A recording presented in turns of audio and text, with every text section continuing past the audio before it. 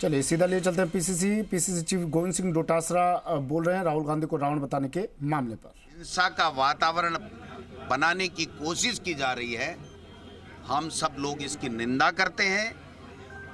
ये कतई देश बर्दाश्त नहीं करेगा कि जिस राहुल गांधी जी की दादी, जिसका पिता देश की एकता, अखंडता, प्रेम, भाईचारे के लिए शहीद हो गए, जो 4000 किलोमीटर केवल इसलिए चले कि इस देश में भाईचारा रहना चाहिए, इस देश में नफरत की जगह मोहब्बत होनी चाहिए, इस देश के युवाओं की बात सुननी चाहिए, इस देश के किसान की बात सुननी चाहिए, इस देश की बेटियों की आवाज़ सुननी चाहिए।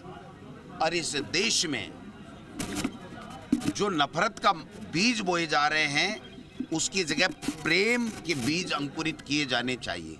उस आदमी को आप रावण बता रहे हो, क्या तमाशा लगा रखा है? आप क्या मैसेज देना चाह रहे हो? और आरएसएस जो अपने आप को राष्ट्रवादी संगठन बताता है, उस आरएसएस का बीजेपी पे पूरा कब्जा होते हुए भी अगर इस तरीके की बात के ऊपर उनकी सहमति है, तो फिर जो हम कहते हैं आरएसएस के लिए वो बात सही है। वो जो अपने लिए कहते हैं उस बात पे प्रश्नवाचक चिन्ह लगता है। आज पूरे देश में, पूरे देश बुद्धिजीवी वर्ग, सब वर्ग उद्वेलित है।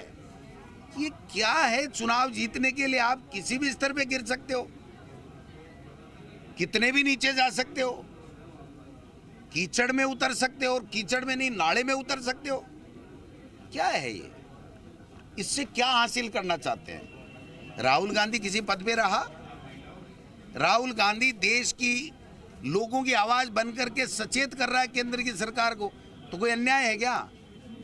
नहीं करना चाहिए। चाइना हमारी जमीन पे कब्जा कर लिया, बेरोजगारों को रोजगार दो, कास्ट सेंसस कराओ, जिसकी जितनी हिस्सेदारी उसकी उतनी भागीदारी। क्या ये कहना गुनाह हो गया? और इसी के कारण से अगर इस तरीके की बात भारतीय जनता पार्टी करती है, तो पूरा देश, कांग्रेस पार्टी, हम कतई बर्दाश्त करने वाले नहीं हैं। ये ईडी, सीबीआई, इनकम टैक्स कल आती आज आए, आज आती अब आए, जेलें भरने को तैयार हैं, डरने वाले नहीं हैं, निडरता से उनका मुकाबला करेंगे।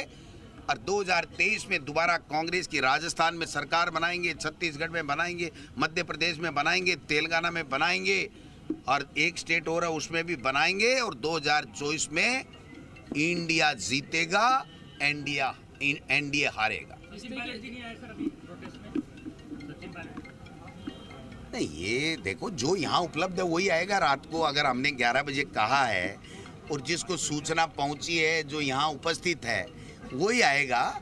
ऐसा नहीं है कि सारे नेता, आज कोई 2 दिन पहले से हमने तय करके कोई ऐसा प्रोग्राम रख रखा था। कौन आया कौन नहीं आया ये सवाल नहीं है। जो मुद्दा है वो बहुत महत्वपूर्ण है कि देश में नफरत का माहौल भारतीय जनता पार्टी और आरएसएस पैदा करना चाहते हैं। उसके खिलाफ हम सब जहां भी हैं वहां खड़े हैं और मुकाबला करेंगे। आपने नफरत की बात कही, पूर्व में जिस तरह से महात्मा गांधी का एग्जांपल आपने सेट किया, क्या लग रहा है कि इस तरह का माहौल बना के वही रिपीट करना चाहते हैं? राहुल गांधी की जान को खतरा है? अब जान को खतरा तो एसपीजी हटाई उन्होंने, और जिसके दादी और जिसका पिता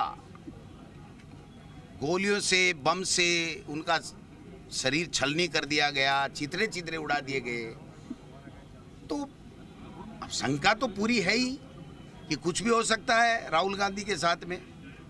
लेकिन वो बात अलग है, जिस तरीके का वातावरण पैदा करके ये ट्विटर पे इस तरीके का रावण बता करके, और आप क्या संदेश देना चाहते हैं? रावण की बुराइयों का अंत उसको हम दशहरे पे उनको खत्म करके करते हैं, तो इस रावण बनाने का संदर्भ क्या हो सकता है वो बताएं, या क्लियर करें कि साहब हमारा ये उद्देश्य नहीं था, हमारा ये उद्देश्य था। राठौड़ साहब ने मुझे लक्ष्मणगढ़ में जा करके रावण बताया, मैंने लाइट वे में ले लिया कि बेचारा हार रहा है, बोल गया होगा, निकल गया होगा, डर रहा होगा, है ना, कोई दिक्कत नहीं, हमने तो छोड़ दिया। लेकिन हमारे नेता को पूरे देश और दुनिया में ट्विटर पे आप इस तरीके से रावण बता करके और इस तरीके का संदेश दे रहे हैं कि जैसे रावण को मारा गया वैसे ये इसके भी कुछ हो सकता है, तो ये तो बात तो चिंताजनक और गलत तो है ही। आप भी मानते हो, मीडिया भी मानता है। डोटासरा जी, आपको लगता है कि जान को खतरा है राहुल गांधी जी की? भाई सीधी सी बात। पूरा शक है, पूरा शक है। जिस तरीके का वातावरण देश में बना हुआ है, हर व्यक्ति भयभीत है, डरा हुआ है। और राहुल गांधी बार बार कहते हैं डरो मत, जान एक बार जाएगी, इस देश के लिए मेरी दादी शहीद हो गई, मेरा पिता शहीद हो गया, मैं तैयार हूं। तो आप समझ सकते हो कि उनकी निडरता और देश के प्रति उनका जो प्यार है, उनकी जो क्रेज बढ़ रहा है दिन प्रतिदिन, और जो मुद्दे वो उठा रहे हैं उससे वो सब लोग परेशान।